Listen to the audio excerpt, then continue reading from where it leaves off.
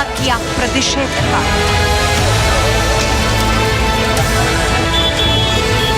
Parliament കത്തിച്ചു, ധനമന്ത്രിയെ ചെരുപ്പുകൊണ്ടടിച്ചു.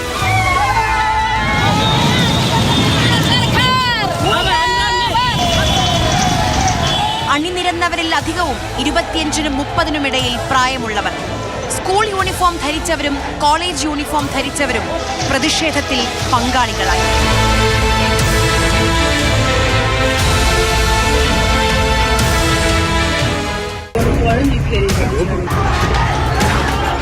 ശരിക്കും നേപ്പാൾ ഭരണകൂടത്തിന് എവിടെയാണ് പിഴച്ചത്?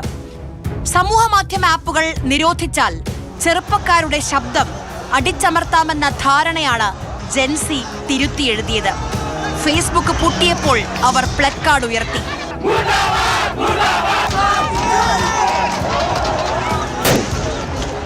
ഇൻസ്റ്റഗ്രാം നിരോധിച്ചപ്പോൾ അവർ തെരുവിലിറങ്ങി.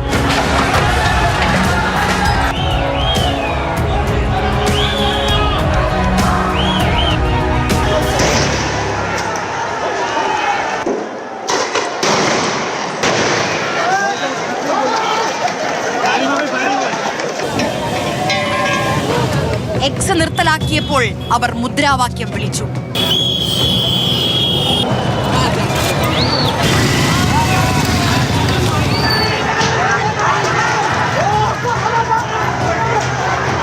വിദ്വേഷ പ്രസംഗം, വ്യാജ വാർത്തകൾ, സൈബർ ക്രൈമുകൾ തടയാൻ സോഷ്യൽ മീഡിയ നിരോധനം അനിവാര്യമെന്ന് നേപ്പാൾ ഭരണകൂടം അവകാശപ്പെട്ടു.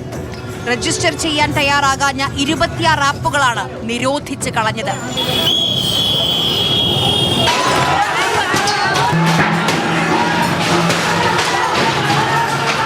നേപ്പാളിലെ ഭരണവിരുദ്ധ വികാരം സോഷ്യൽ മീഡിയയുടെ സഹായത്തോടുകൂടി വലിയ രീതിയിൽ ആളിക്കത്തുന്ന ഒരു കാഴ്ച നമ്മൾ കണ്ടു. ജെൻ സി എന്ന് പറയുന്ന യുവതലമുറ, അവർക്കുണ്ടായ വലിയ രീതിയിലുള്ള നിരാശബോധം.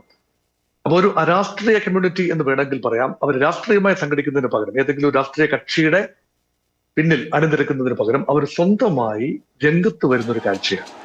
അങ്ങനെ വലിയ രീതിയിലുള്ള മെസ്സേജുകളാണ്, ഹാഷ്ടാഗുകൾ പറന്നു. അഴിമതി മാത്രം കൈമുതലാക്കിയ ആ ഒരു ഭരണകൂടം, ആ ഭരണകൂടത്തിലുള്ള വിശ്വാസം നഷ്ടപ്പെട്ടിരിക്കുന്നു. അതുകൊണ്ട് സോഷ്യൽ മീഡിയ ഉപയോഗിച്ചുകൊണ്ട് നിരന്തരം ഭരണ രംഗത്തെ കെടുകാര്യസ്ഥത, പോരായ്മ, അഴിമതി, സ്വജനപക്ഷപാതമെല്ലാം ചൂണ്ടിക്കാട്ടുകയാണ്. അപ്പൊ ഭരണവിരുദ്ധ വികാരം ആളിക്കത്തുകയും ജനം തെരുവിലിറങ്ങുകയും ഒക്കെ ചെയ്തപ്പോൾ ഭരണ സ്ഥിരാകേന്ദ്രങ്ങൾ അഗ്നിയിൽ അമർന്നു.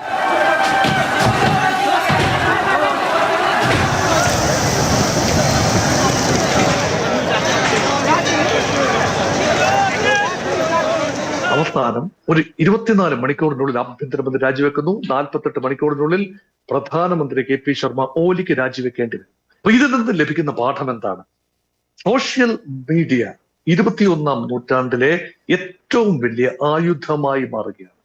രാഷ്ട്രീയ കക്ഷികളല്ല, മറിച്ച് ഒരു പരിധിവരെ നോൺ പൊളിറ്റിക്കലായി സംഘടിച്ച, പൊളിറ്റിക്കൽ പാർട്ടീസിന് സഹായമില്ലാതെ സംഘടിക്കാനുള്ള ഒരു വെഹിക്കിളായി നവമാധ്യമങ്ങൾ, സാമൂഹ്യ മാധ്യമങ്ങൾ വരികയാണ്.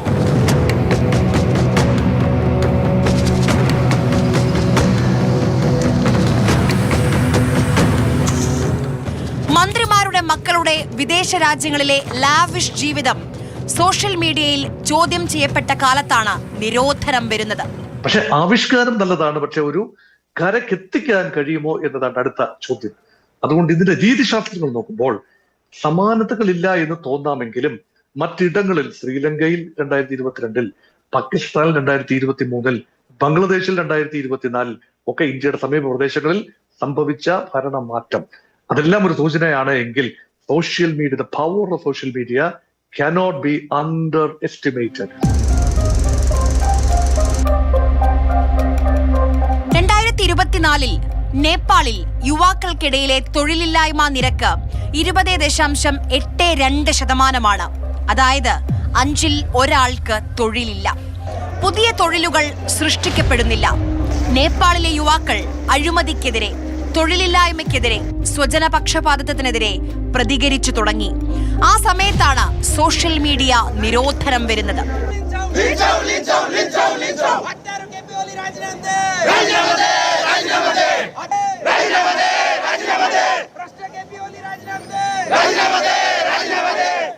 हमारा ये नेपाल में जो अभी कंडीशन है ना उसके हिसाब से हमें ये केपी ओली हमारा ये देश को ये छोड़ के जाना चाहिए। ऐसे हमारा देश को बहुत सारा स्टूडेंट लोग मर गया है, इसलिए हमें ये केपी को हमारे देश से निकालना चाहिए और हम जैसा स्टूडेंट को ना ये हमारा देश के लिए आवाज उठाना चाहिए हमको। സോഷ്യൽ മീഡിയ ഉപയോഗിച്ചുകൊണ്ട് നിരന്തരം ഭരണ രംഗത്തെ കെടുകാര്യസ്ഥത, പോരായ്മ, അഴിമതി, സ്വജനപക്ഷപാതം എല്ലാം ചൂണ്ടിക്കാട്ടുകയാണ്. ഇത് പിടിവിട്ടു പോകും എന്നായപ്പോൾ നേപ്പാളി സർക്കാർ തന്നെ അത് സോഷ്യൽ മീഡിയ ആപ്പുകൾ ഗവൺമെന്റിൽ രജിസ്റ്റർ ചെയ്യണം എന്ന് നിർദ്ദേശം വെക്കുകയും അതനുസരിക്കാൻ അത് പ്രായോഗികമായി അത് ബുദ്ധിമുട്ടുള്ള ഒരു കാര്യമാണ്. അത് കംപ്ലൈ ചെയ്യാൻ സാധിക്കാത്തത് കൊണ്ട് ഒറ്റയടിക്ക് 26 ആപ്പുകളെയാണ് നിരോധിച്ചത്. ആ നിരോധനം ആളമുട്ടിയ പാമ്പ് കടിക്കാൻ തുടങ്ങി എന്ന് പറയുന്നത് പോലെ ആ നിരോധനമാണ് ഒരു കാറ്റലിസ്റ്റായി മാറിയത്.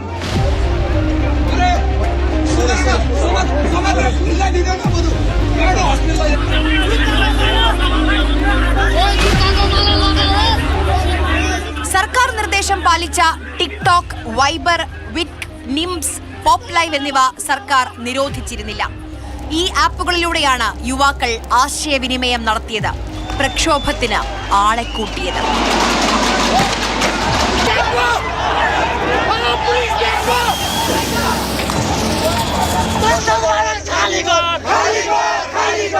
എന്താണ് പൊടുന്നനെയുള്ള പ്രക്ഷോഭത്തിന് കാരണം?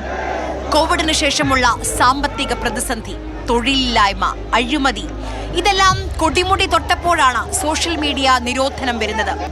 ഫേസ്ബുക്ക്, എക്സ് പോലെയുള്ള ഭീമൻ കമ്പനികൾ നൽകിയിരുന്ന ചെറിയ തൊഴിലുകൾ കൂടി നിരോധനം ഇല്ലാതാക്കി. യുവാക്കൾക്കിടയിലെ രോഷം അഗ്നിയായി നേപ്പാളിലെ അധികാരികളെ വിഴുങ്ങി.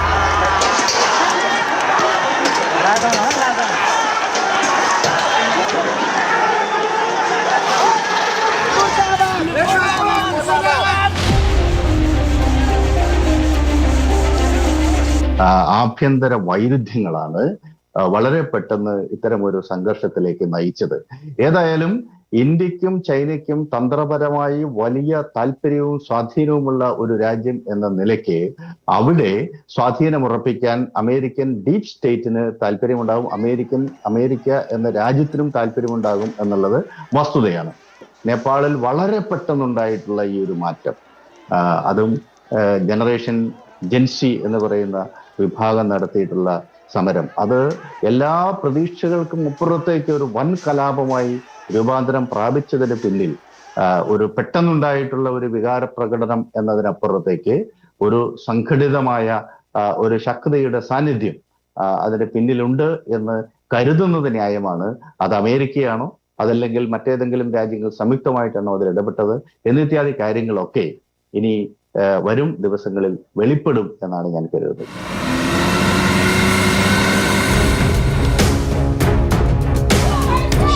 2008 രാജ്യം ജനാധിപത്യ റിപ്പബ്ലിക്കായി മാറിയതിനു ശേഷം അഴിമതി ആരോപണങ്ങൾ നേരിടുന്ന നേതാക്കൾ തുടർച്ചയായി അധികാരത്തിലെത്തുന്നു. ഇതിൽ യുവാക്കൾ നിരാശരായിരുന്നു. അവിടുത്തെ ജനാധിപത്യവും അധികാരവും ഏതാനും നേതാക്കളുടെ കയ്യിലും പാർട്ടികൾ തന്നെ നയിക്കുന്ന ഒരു കോക്കസിന്റെ നിയന്ത്രണത്തിലുമാണ്. അവിടെ ഒന്നുകിൽ മാവോയിസ്റ്റുകളുടെ നേതാവായിട്ടുള്ള പ്രചണ്ഡ, പുഷ്പകമാൽ ദഹാൽ പ്രധാനമന്ത്രിയാവും, അല്ലെങ്കിൽ ദുബെ, നേപ്പാളി കോൺഗ്രസിന്റെ ദുബെ ആയിരിക്കും പ്രധാനമന്ത്രിയാവും, അല്ലെങ്കിൽ കെ പി ശർമ്മ ഓലി പ്രധാനമന്ത്രിയാവും. അങ്ങനെ ഏതാനും നേതാക്കൾ, ഈ മൂന്ന് പാർട്ടികളുടെയും പ്രധാനപ്പെട്ട നേതാക്കളുണ്ട്. അവര് ഇങ്ങനെ മാറി മാറി പ്രധാനമന്ത്രി പദത്തിൽ വരും. അവിടുത്തെ രാഷ്ട്രീയ നേതാക്കളും പഴയ ആളുകൾ തന്നെയാണ്. ഈ പാർട്ടികൾ ഏറെക്കുറെ ഒരേപോലെ ഒരേ താല്പര്യത്തോടു കൂടി പ്രവർത്തിക്കുന്നു എന്നതും സങ്കടകരമായ കാര്യമാണ്. അപ്പൊ നേപ്പാളിനെ സംബന്ധിച്ചിടത്തോളം ഈ ഉയർപ്പുണ്ടാകുന്നത് അവിടുത്തെ ഈ മുഖ്യധാര പാർട്ടികൾക്കൊക്കെ എതിരായിട്ടുള്ള ഒരു വികാരമായി മാറി എന്നുള്ളതാണ്. അപ്പൊ അവിടെ പ്രതീക്ഷിച്ച ഒരു ജനകീയമായ മാറ്റം ഉണ്ടായിട്ടില്ല.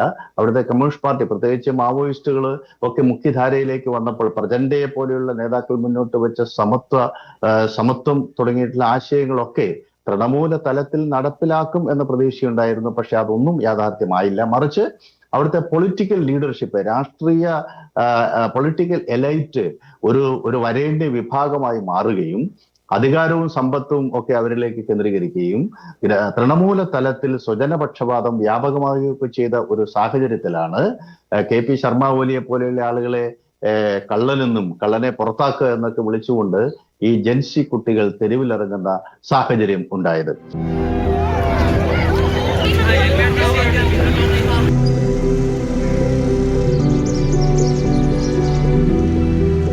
കഴിഞ്ഞ കുറച്ചു വർഷങ്ങളായി പ്രശസ്തിയിലേക്ക് വന്ന ചുരുക്കം ചില യുവ നേതാക്കളുണ്ട്.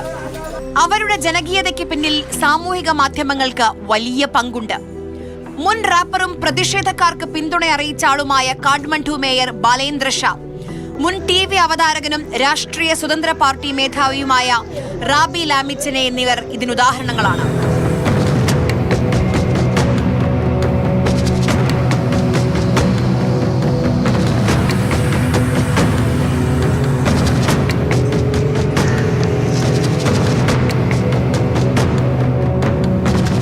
നേപ്പാൾ സാംസ്കാരികമായിട്ടും രാഷ്ട്രീയമായിട്ടും മതപരമായിട്ടും വളരെ അടുത്ത ബന്ധം നേപ്പാളിന് ഭാരതവുമായിട്ടുണ്ട്.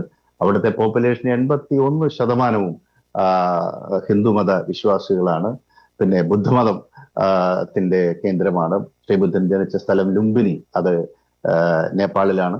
അപ്പൊ അങ്ങനെയൊക്കെയുള്ള വളരെ അടുത്ത സാംസ്കാരിക ബന്ധങ്ങൾ, രാഷ്ട്രീയ ബന്ധങ്ങൾ നേപ്പാളും ഇന്ത്യയുമായിട്ടുണ്ട്.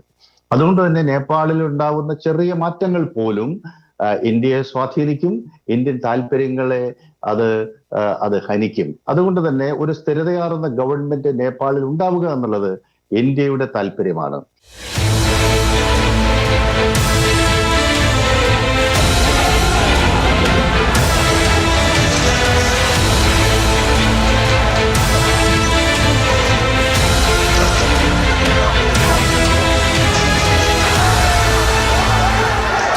search for alternate leadership in an interim government. പ്രക്ഷോഭകാരികളുടെ ആവശ്യം യഥാർത്ഥത്തിൽ ഒരു പുതിയ ഭരണഘടന, പാർലമെന്റ് പിരിച്ചുവിടുക, പൊതുതെരഞ്ഞെടുപ്പ് നടത്തുന്നതിന് മുൻപ് തന്നെ ഒരു പുതിയ ഭരണഘടന ഉണ്ടാക്കുക, ചില പ്രത്യേക മന്ത്രാലയങ്ങൾ, നിയമമന്ത്രാലയം, ആരോഗ്യ മന്ത്രാലയം, വിദ്യാഭ്യാസ സമ്പ്രദായം, ഇതിലെല്ലാം പുതിയ ചിട്ടവട്ടങ്ങൾ ഉണ്ടാക്കുക. അങ്ങനെ ഒരു ആകപ്പാടെ ഒരു സാമൂഹിക ക്രമം തന്നെ, നേപ്പാളിന്റെ ഒരു വ്യവസ്ഥ തന്നെ ഏതാണ്ട് ഭാഗികമായിട്ടെങ്കിലും പുനഃസംഘടിപ്പിക്കാനുള്ള ഒരു നിയോഗം ഇപ്പോൾ ഇങ്ങനെ ഒരു അനോമിക് ഫിനോമിനനായ സാമൂഹ്യ മാധ്യമം വഴി ഒത്തുകൂടിയ ജനങ്ങളുടെ മേൽ വന്നിരിക്കുന്നു.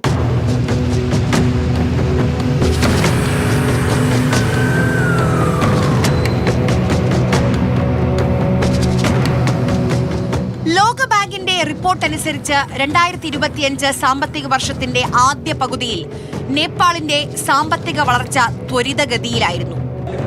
ആദ്യ പകുതിയിൽ യഥാർത്ഥ GDP 4.9% വളർന്നത്.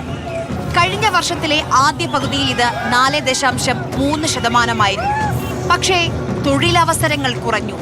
കാലാവസ്ഥാ വെല്ലുവിളികൾ, പ്രകൃതി ദുരന്തങ്ങൾ ഇതെല്ലാം രാജ്യത്തെ പ്രതിസന്ധിയിലാക്കി. ഇതോടെ യുവാക്കളിൽ പലരും തൊഴിൽ തേടി വിദേശത്തേക്ക് രാജ്യം വിട്ടു. നേപ്പാളിലെ സംഭവ വികാസങ്ങളെ ഭാരതം സാകൂതം കാണുകയാണ്. ഇന്ത്യയോട് അത്ര സൗഹൃദമുള്ള ഒരു നേതാവല്ല KP ശർമ്മ ഓലി എന്നത് പരസ്യമായ രഹസ്യം. നേപ്പാളിൽ നടക്കുന്ന മാറ്റങ്ങളെ ഇന്ത്യ വളരെ ഗൗരവത്തോടു കൂടി തന്നെയാണ് വീക്ഷിക്കുന്നത്. ഒരു കാരണം, സാമൂഹ്യ മാധ്യമങ്ങൾ കാറ്റലിസ്റ്റായി വരുന്ന ഒരു ചേഞ്ച്, അതിന് പിന്നിൽ ഏതെങ്കിലും ശക്തികളുണ്ടോ? അമേരിക്കയുടെയോ ഏതെങ്കിലും പാശ്ചാത്യ ശക്തിയുടെയോ അതോ നേപ്പാളിനുള്ളിലുള്ള എന്തെങ്കിലും ശക്തിയുടെ ചിന്തയുണ്ടോ? അത് മറ്റൊരു രാജ്യത്തേക്ക്, പ്രത്യേകിച്ച് ഇന്ത്യയിലേക്ക് ഒരു സ്പിൽ ഓവർ ഇഫക്റ്റ് ഉണ്ടാകുമോ? ഇന്ത്യ ന്യായമായും സംശയിക്കുന്ന കാര്യങ്ങളാണ്. കാരണം ലോകത്ത് ഏറ്റവും കൂടുതൽ സാമൂഹ്യ മാധ്യമങ്ങൾ ഉപയോഗിക്കുന്ന ആളുകളുള്ളത് ഇന്ത്യയിലാണ്. ജൻ സി വിഭാഗം ഇന്ത്യയിലും വളരെ പ്രബലമാണ്. അവർ ഒരു മാറ്റത്തിന് വേണ്ടി, ഏതെങ്കിലും രീതിയിൽ ഒരു ഘടനാപരമായ മാറ്റത്തിന് വേണ്ടി അവർ ആഗ്രഹിക്കുകയാണെങ്കിൽ അതേക്കുറിച്ച് ഇന്ത്യയും ജാഗരൂകരായി ചിന്തിക്കേണ്ട ആവശ്യമുണ്ട്. നേപ്പാളിൽ വലിയ തോതിലുള്ള ചേഞ്ചസ് വരുമ്പോൾ അതിന്റെ ഏത് രൂപത്തിലാണ് ഒരു മാവോയിസ്റ്റ് സ്പിൽ ഔട്ട് ഇഫക്റ്റ് ഇന്ത്യയെ ബാധിക്കുന്നത് എന്നതും ഇന്ത്യയുടെ കൺസേൺസിൽ ഒന്നാണ്.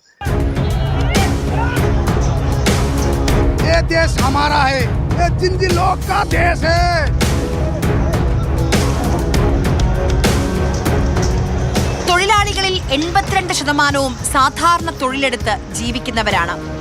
ഏതാനും മാസങ്ങൾക്ക് മുൻപ് പ്രതിഷേധങ്ങൾ പൊട്ടിപ്പുറപ്പെട്ടിരുന്നു. അത് രാജവാഴ്ചയിലേക്ക് മടങ്ങണമെന്ന ജനങ്ങളുടെ ആവശ്യമായിരുന്നു. അവിടെ രാജാധിപത്യം തിരിച്ചു കൊണ്ടുവരണമെന്ന് വാദിക്കുന്ന റോയലിസ്റ്റുകൾ വളരെ ശക്തമാണ്. റോയലിസ്റ്റുകൾ വലിയ സമരമൊക്കെ അവിടെ നടത്തുകയുണ്ടായി. പക്ഷെ അവർക്കൊന്നും മുഖ്യധാരയിൽ വലിയ സ്വാധീനമില്ല. അവിടുത്തെ 2 കമ്മ്യൂണിസ്റ്റ് പാർട്ടികൾക്കും നേപ്പാളി കോൺഗ്രസിനും പിന്നെ മാദേശി പാർട്ടികൾക്കൊക്കെയാണ് അവരുടെ ശക്തമായ സ്വാധീനമുള്ളത്. 7 ജില്ലകൾ, 7 പ്രോവിൻസസ് ആണ് നേപ്പാളിലുള്ളത്. 7 പ്രോവിൻസസിലും മേജർ പാർട്ടികൾ ഒരുപക്ഷെ ഈ മുഖ്യധാര പാർട്ടികൾ തന്നെയാണ്. ഇപ്പോൾ ഈ മുഖ്യധാര പാർട്ടികളെയൊക്കെ അതിലും വെച്ചുകൊണ്ട് ഒരുപക്ഷെ പുതിയ ഒരു രാഷ്ട്രീയ സംഘം എന്ന നിലയ്ക്ക് ഈ ന്യൂജൻ പാർട്ടി അവിടെ ഉണ്ടായി വന്നേക്കാം. അതും സ്വാഭാവികമായിട്ടും ഈ ജനാധിപത്യത്തിനോടൊപ്പം നിൽക്കുന്ന, ജനാധിപത്യ നിലപാടെടുക്കുന്ന, അതുപോലെ secularism, democracy, concept of republic, അതുപോലെ എല്ലാവർക്കും തുല്യത, സമ്പത്തിന്റെ തുല്യമായ വിതരണം തുടങ്ങിയിട്ടുള്ള വളരെ ആധുനികമായ ആശയങ്ങൾ മുൻനിർത്തിയാണ് ഈ പ്രക്ഷോഭകാരികൾ അവരുടെ മുദ്രാവാക്യം ഉയർത്തിയിട്ടുള്ളത്.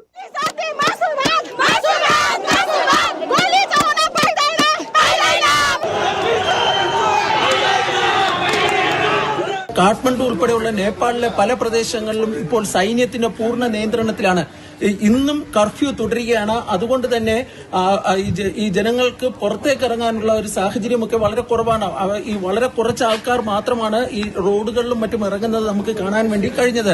എയർപോർട്ടിൽ നിന്ന് ഞാനും സ്റ്റീഫനും ഒക്കെ വരുമ്പോൾ ഏതാണ്ട് വിജനമായ റോഡുകളാണ് നമുക്ക് കാണാൻ വേണ്ടി കഴിഞ്ഞത്. സൈന്യം കർശനമായ പരിശോധനകൾ നടത്തുന്നുണ്ട്. ഏതാണ്ട് ഒരു ലോക്ക്ഡൌണിന്റെ സമാനമായ ഒരു സാഹചര്യമാണ് ഇപ്പോൾ നേപ്പാളിൽ നിലനിൽക്കുന്നത്. जनधनको थप क्षति हुन नदिन र शान्ति, सुरक्षा, अमन, चयन एवं राष्ट्रिय एकता र सद्भाव कायम गर्नु हामी सबै नेपालीको साझा दायित्व हो।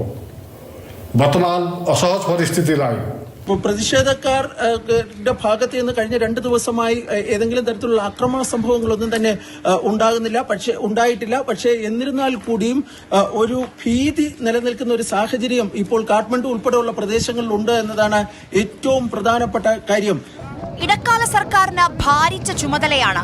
ജനവിധി മാനിക്കണം, യുവാക്കളെ കേൾക്കണം, തെരഞ്ഞെടുപ്പ് നടത്തണം. നേപ്പാളിലെ ഭരണ പ്രതിസന്ധി ഇപ്പോഴും തുടരുകയാണ്. KP ശർമ്മ ഒലിയുടെ സ്ഥാനമൊഴിഞ്ഞ പ്രധാനമന്ത്രി KP ശർമ്മ ഒലിയുടെ പിൻഗാമി ആര് എന്നതിനെ സംബന്ധിച്ചുള്ള തീരുമാനം ഇന്നും ഉണ്ടായിട്ടില്ല. ഇന്നലെ ആയിരുന്നെങ്കിൽ ഇതുമായി ബന്ധപ്പെട്ട് പറഞ്ഞു കേട്ടിരുന്ന പേര് താൽക്കാലിക പ്രധാനമന്ത്രി സ്ഥാനത്തേക്ക് സുപ്രീം കോടതിയുടെ മുൻ ചീഫ് ജസ്റ്റിസ് സുശീല കർക്കി വരുമെന്നായിരുന്നു. പക്ഷേ ഇന്ന് ഈ സുശീല കർക്കി ആ സ്ഥാനം ഏറ്റെടുക്കാൻ വിസമ്മതിച്ചു എന്ന വാർത്തകളാണ് പുറത്തു വരുന്നത്. നേപ്പാൾ ഊർജ അതോറിറ്റിയുടെ മുൻ മാനേജിംഗ് ഡയറക്ടറായ കുൽമാൻ ഗീസിംഗ് ഈ ഇടക്കാല പ്രധാനമന്ത്രിയാകാനുള്ള സാധ്യത ഉണ്ട് എന്നാണ് പറയപ്പെടുന്നത്. സംഘർഷത്തിന് പിന്നാലെ അടച്ച കാഠ്മണ്ഡുവിലെ ത്രിഭുവൻ രാജ്യാന്തര വിമാനത്താവളം തുറന്നു. കർഫ്യൂ നീക്കിയിട്ടില്ല, പക്ഷേ ഇന്റർനെറ്റ് നിരോധനം ഇല്ല. രാഷ്ട്രീയ പ്രതിസന്ധിക്ക് പരിഹാരമുണ്ടാക്കുന്നതിന് വേണ്ടിയുള്ള ചർച്ചകൾ പുരോഗമിക്കുകയാണ് എന്നാണ് ലഭിക്കുന്ന വിവരം. ഇതിനിടയിലാണ് കാഠ്മണ്ഡു ഏതാണ്ട് സാധാരണ നിലയിലേക്ക് മടങ്ങുന്ന ഒരു സാഹചര്യം ഇപ്പോൾ ഉണ്ടായിക്കൊണ്ടിരിക്കുന്നത്.